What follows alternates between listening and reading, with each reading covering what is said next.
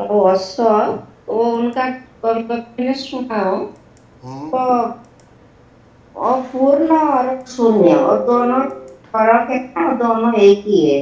हम्म। हाँ, तो क्या? मतलब पूर्ण पूर्ण फिर शून्य एक ही कैसे हो सकता है, वही ठीक से समझ नहीं आता है। मैंने अभी शुरुआत में यही तो बात समझाई ना। पूर्ण भी अद्वैत की अवस्था है और शून्य भी अद्वैत की अवस्था है, और बीच में सारा द्वैत है। जब तुम एक कहते हो तो दो के रेफरेंस में एक होता है। जब तुम तीन कहते हो तो एक दो के रेफरेंस में वो तीन होता है। सारी संख्या द्वैत की संख्या है, और शून्य और पूर्ण, जहां कोई संख्या, मतलब तुम संख्या के भी पार चले गए। दोनों ही हालत में, चाहे शून्य हो चाहे पूर्ण हो, अद्वैत घट जाता है।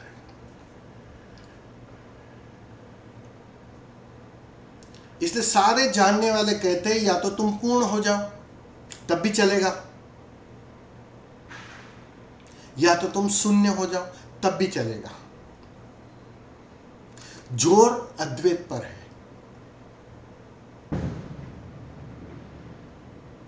तुम हो, मन है, संख्या है, तब तक द्वैत है।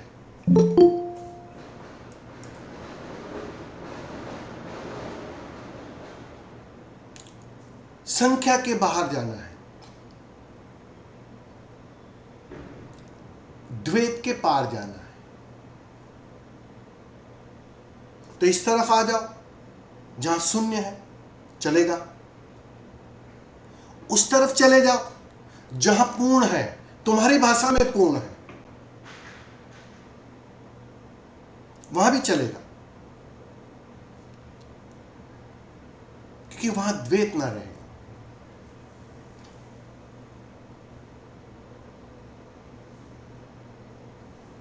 सवाल हर भाषा का, हर वक्तव्य का एक ही निचोड़ है कि तुम बीच से हट जाओ, तुम संख्या से हट जाओ, तुम कंडीशनिंग के पार चले जाओ। क्योंकि यही कंडीशनिंग तुम्हें द्वैत में बांधे रखती है, यही संख्या तुम्हें द्वैत में बांधे रख, यही संख्या तुम्हें शून्य में ना जाने दे रही है और ना ही पूर्ण में जाने दे रही है। तो सवाल शून्य और पूर्ण का नहीं है, सवाल अद्वैत में जाने का है, बीच से तुम्हें हटाने का है, तुम्हें मिटाने का है, तुम्हारी सारी धारणा, तुम्हारा तथाकथित ज्ञान तोड़ने का है। तो ये सारा जो इस बोला है ना ओशो ने, उसका बेसिक पर्पस ये है कि तुम उनकी बातों में सुनते हुए, करते हुए, जानते हुए, अनुभव लेते हुए, तुम हर कंडीशनिंग को छोड़ने को राजी हो, तुम संख्या के बाहर जाने को राजी हो। इसलिए वो बोल रहे हैं, इसलिए वो अलग अलग ढंग से बोल रहे हैं, अलग अलग उदाहरण देते हुए, व्याख्या करते हुए बोल रहे हैं। क्या पता तुम्हारे लिए कौन सा उदाहरण सेट कर जाए, कौन सी कहानी तुम्हारे लिए बनी हो। सबकी अपनी अपनी हो सकती है, सबके लिए कोई चीज आसान हो जाती है। कोई ऐसी बात, कोई ऐसा भजन, कोई ऐसा गीत, कोई ऐसा नृत्य जो तुम्हें बीच से हटने के लिए आसान हो जाए। इसलिए वो बहुत आयामों में बोल रहे हैं। लेकिन जो मैंने कहा पर्पस समझ लेना, पर्पस वही है, अद्वैत।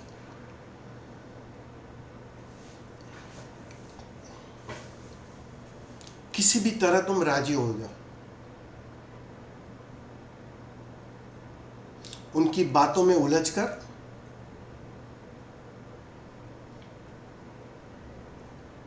उनके प्रेम में पड़कर,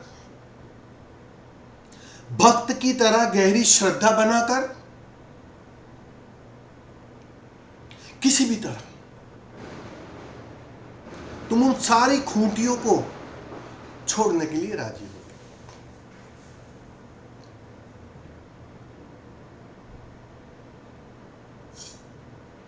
जब तुम किसी चिकित्सक के पास जाते हो ना, बीमार हो, बुखार है या कोई बीमारी है छोटी मोटी, साधारण चिकित्सक की बात कर रहा हूं, तो तुम्हारे भीतर एक बात साफ है कि मैं बीमार हूं, मुझे स्वस्थ होना है। तुम स्वस्थ होने की कामना लेते हुए ही जाते हो कि चिकित्सक कोई दवाई देगा या कोई इंजेक्शन दे देगा ताकि ये बुखार उतर जाए, ये बुखार टूट जाए। लेकिन यहां मुसीबत है, ये जो चिकित्सक है ना, जिसको तुम गुरु कहते हो, वहां तुम ठीक होना ही है, इसी भाव दिशा में आते ही नहीं हो। ये सबसे बड़ी दुविधा है, समझो। वहां बात साफ है, साधारण चिकित्सक के बात साफ है कि बीमार हूं, बुखार है, शरीर टूट रहा है, बात साफ है। लेकिन यहां तुम ठीक होना है उसी अर्थ में आते ही नहीं हो। यहां तो तुम्हें कोई ऐसा चाहिए, ऐसा चिकित्सक चाहिए जो तुम्हारा तापमान थोड़ा और बढ़ा दे। ऐसी मांग है तुम्हारी, तुम्हारे मन की ये मांग है। इसलिए तो झूठे गुरु चलते हैं। ये झूठे गुरु चल क्यों रहे मार्केट में? तुम्हारी वजह से। उनका माल कैसे बिक रहा है, उसका मार्केटिंग कैसे काम कर रहा है। वो सच्चे गुरु के पास तो गिने किने 2-4 लोग होंगे जो ठीक होना चाहते हैं, और झूठे गुरु के पास भीड़ है जो वो भी जानते हैं ऐसा कि ठीक होना चाह रहे हैं। वहां भीड़ है, उसकी दुकान बहुत जोर से चल रही है। वो तुम्हारी वजह से, क्योंकि तुम्हें लगता है तुम ठीक होना चाहते हो, लेकिन तुम अंदर से भाव यही कर रहे हो कि बीमारी जारी रहे, क्योंकि बीमारी जारी रहे तो मैं बचूंगा, बीमारी जारी रहे तो मेरा अहंकार पोषित होगा, बीमारी जारी रहे तो मुझे कोई पूछेगा, मेरा अस्तित्व रहेगा। वो अस्तित्व खोने से भय लग रहा है, वो मैं के मिटने से भय लग रहा है, तो तुम पकड़ रहे हो, तुम बीमारी तक को पकड़ रहे हो। अब सोचो, अब इस चिकित्सक की दुविधा समझो। तुम बीमारी पकड़ना चाहते हो और ठीक भी होना चाहते हो, इसलिए तो आए हो तुम यहां।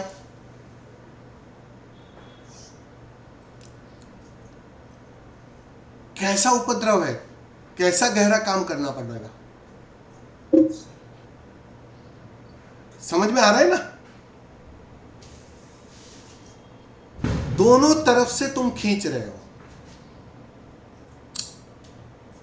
इसलिए यहां दुविधा बढ़ जाती है, परेशानियां बढ़ जाती है। तुम्हें लगता है कि ऐसा क्यों हो रहा है, वजह एक ही है, तुम्हारी वजह से।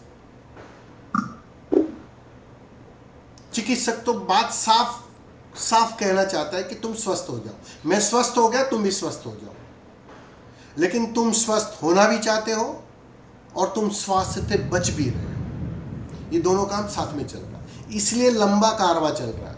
इसलिए जो आप पूछ रहे थे ना साक्षी स्वामी, कठिन लग रहा है, वो कठिन है इसी की वजह से।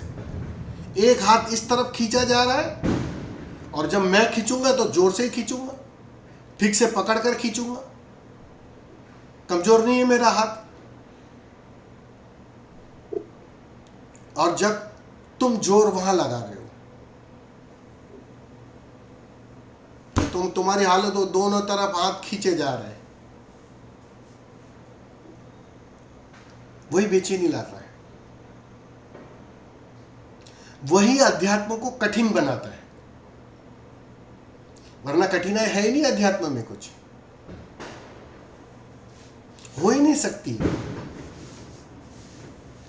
लेकिन ये दोनों बातें साथ साथ चल रही है,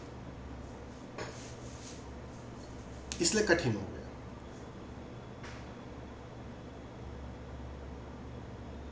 ये दुविधा है, समझ रहे हो मालती मां? नहीं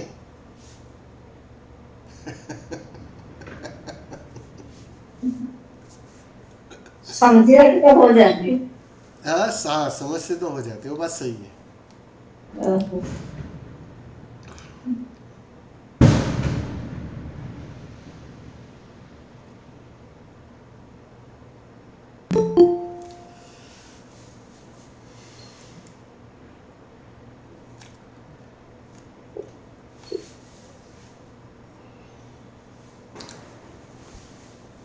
मैं को छोड़ने की तैयारी, या जिसको हम प्यास कहते हैं, सारे जानने वाले कहते हैं तुम्हारे अंदर प्यास की कमी है।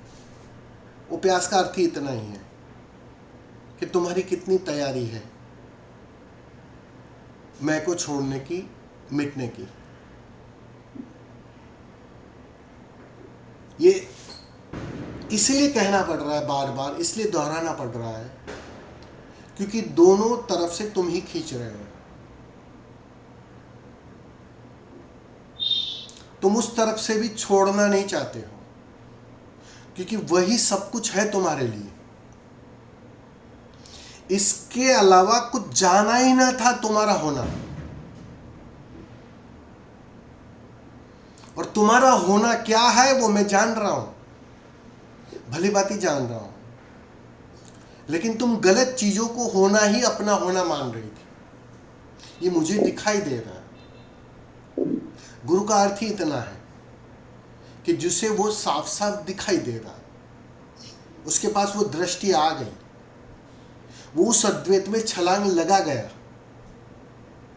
उस पार से वो निहार रहा है, तो उसे वो बात साफ है।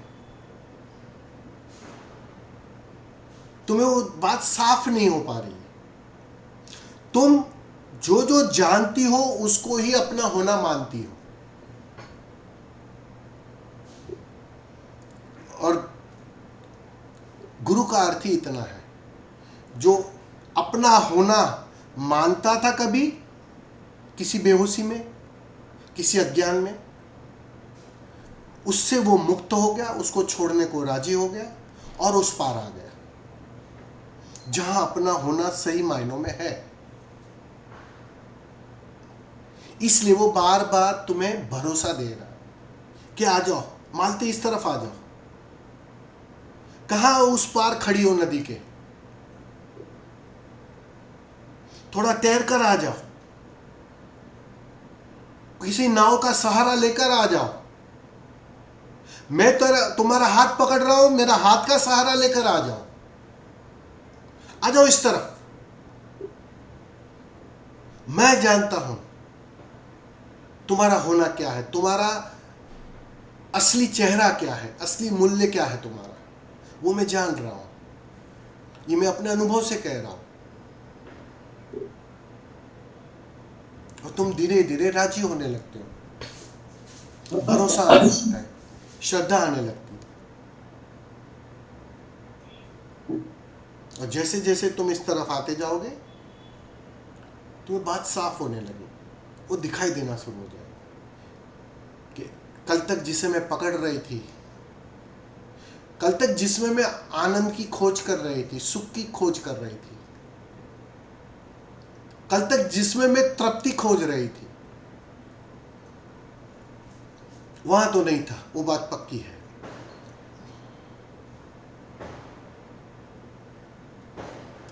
और यहां तृप्ति की मात्रा बढ़ती जाएगी, भरोसा आते जाएगा।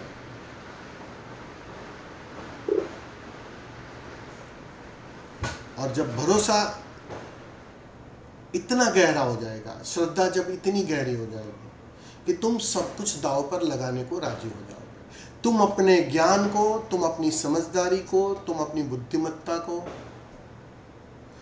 जो भी जाना है उन सबको अपने ही हाथों से आग लगाने को, उसका अंतिम संस्कार करने को तैयार हो जाओगे। एक दिन वो पल आएगा। तुम्हारी श्रद्धा काम करेगी, तुम्हारा समर्पण काम करेगा, तुम्हारे दाव लगाने की क्षमता काम करेगी, ये सब कुछ साथ में। एक दिन मालती उस मुकाम पे खड़ी हो जाएगी कि मालती कहे कि बस बहुत हो गया, अब तो इसमें आग लगा ही दो। और वो आग तुम ही लगाओगी। मजे की बात तो ये है, वो आग तुम ही लगा सकती हो। अपदीपो भव,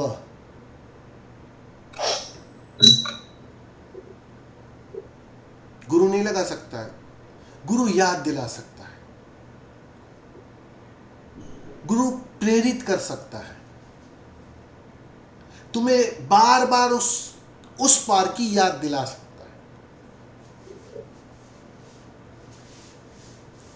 और जितनी मात्रा में भरोसा होगा, तुम उतनी मात्रा में उसकी बातों में आ जाओगी, उसके लिए तैयार हो जाओगी। और जिस दिन पूरी तरह तुम तैयार हो जाओगी, तुम पाओगी तुम अब अपने ही हाथों से अपने ही भवन को आग लगा दोगे, जो भवन आज तक तुमने खड़ा किया था, जिस भवन को ही अपना सब कुछ माना था। एक दिन वो पल आएगा। उसी पल के इंतजार में मैं बैठा हूं कि कोई तैयार हो जाए, मेरी बातों में फंसकर कोई राजी हो जाए। मैंने तो नाक कटाई है, कोई अपने हाथों से अपनी नाक काटने को तैयार हो जाए।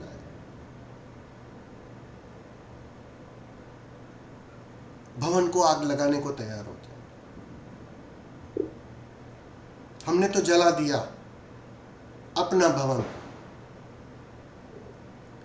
और उसके बाद जो सुकून है वो जाना। तुम भी तैयार हो जाओ, क्योंकि ये सारे ताश की और झूठे महल हैं, झूठे भवन हैं।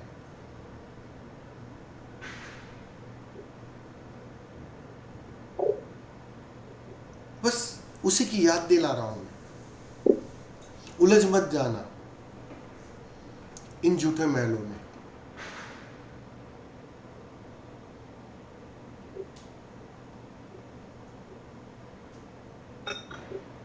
फना होना पड़ेगा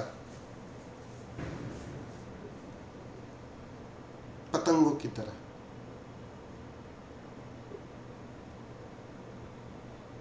ये उसी पर काम चल रहा है, उसी की तरफ हम बढ़ रहे हैं। ठीक से देखो, बहुत कुछ पहले और आज में अंतर है। बहुत कुछ दाव लगाने की क्षमता बढ़ गई है तुम्हारे अंदर। देखो जरा उसे। हुई ना क्या नहीं हुई है? फिर बस वही मैं चाह रहा हूं, एक दिन तुम सब कुछ, मैंने कहा ना, तुम छलांग के लिए तैयार हो जाओगी। फिर उस दिन मैं भी चाहकर तुम्हें रोक ना पाऊंगा। मजे की बात यह है, मैं भी ना रोक पाऊंगा। उस दिन तो गुरु भी बाधा की तरह दिखेगा, उसको भी हटाकर तुम छलांग लगा दोगे, तब बात बनेगी। वो दिन भी आएगा और उसी की तरफ बढ़ रही हो तुम। सब अपने अपनी चाल में बढ़ रहे हैं, कोई केचुए की तरह बढ़ रहा है, कोई खरगोश की तरह बढ़ रहा है, सब अपने अपनी चाल में बढ़ रहे हैं, लेकिन बढ़ उसी तरफ रहे हैं, उसी तरफ तुम जा रहे हो। चिंता मत करो, बात साफ है।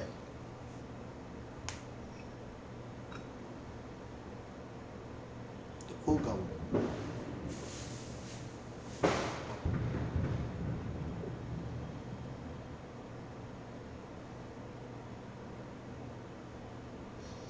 वो जिस दिन छलांग लगा दोगे ना, उस दिन मैं पूछने को भी नहीं बचूंगा कि समझ में आया, और तुम कहोगे समझ में आ गया, और तुम कहो मतलब शब्दों से नहीं कहोगे, तुम जान लोगे कि समझ में आ गया। उस दिन ये संवाद खत्म हो जाएगा। कृष्ण अपने घर, अर्जुन अपने घर,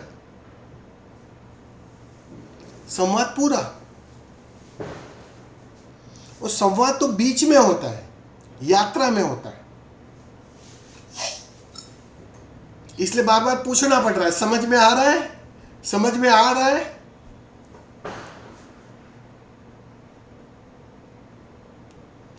मैं राह देख रहा हूं, कोई एक दिन कोई ऐसा हो जो कोई उत्तर ना दे और खड़ा होकर नदारत हो जाए। मैं समझ जाऊंगा कि वो समझ गया, भले वो कुछ भी ना बोले। अभी कोई चालाकी से ऐसा करना मत, वो फंस जाएगा, पकड़ा जाएगा। इसलिए भ्रांति में भी मत रहना, नहीं तो बहुत चालाक है हमारा मन। कोई एकाध तो होगा ही कि अच्छा स्वामी जी ने ऐसा बोला है, कुछ बताए बिना सहज निकल जाना है, तो चलो हम वही करके देख लेते, तो फिर वो चालाकी हो जाएगी, वो पकड़ा जाएगा। बराबर ना साक्षी स्वामी?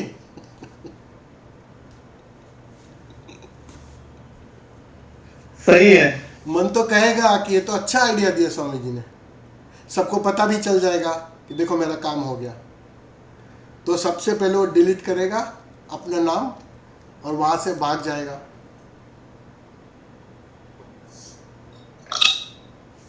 ये चालाकी नहीं। ऐसा भी कोई निकल सकता है, बोल नहीं निकलेगा, सकते हैं। निकलेगा।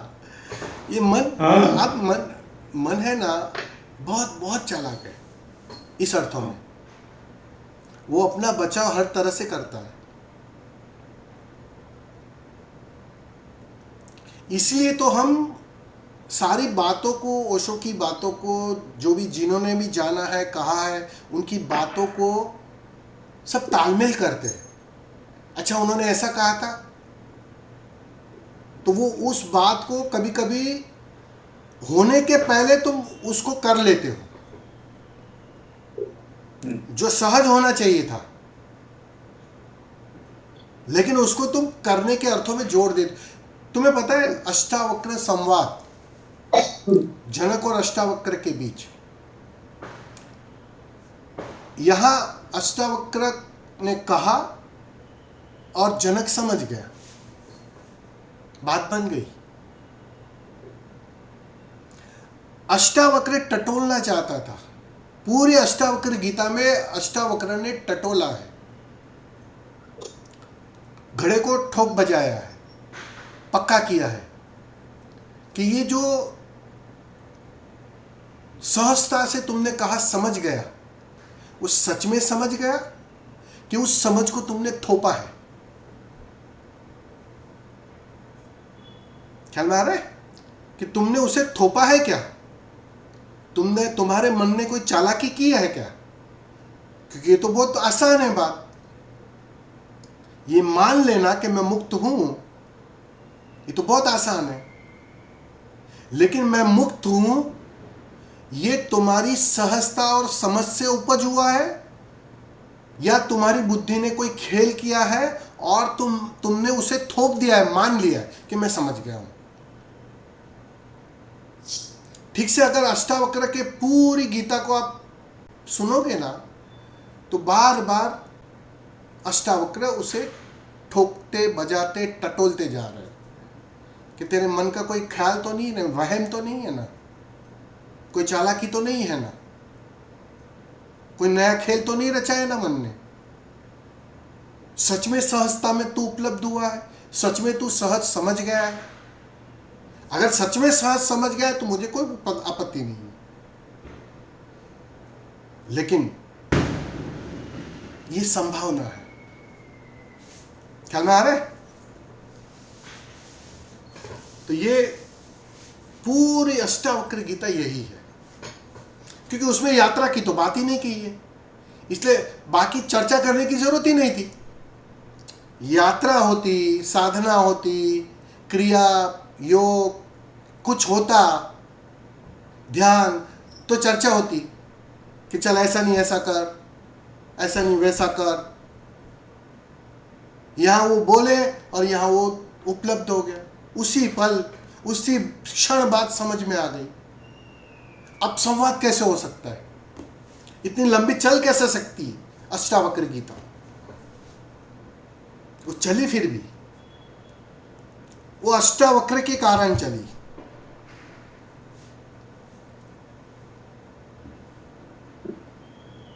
तो ये पूरा संवाद यही संवाद है।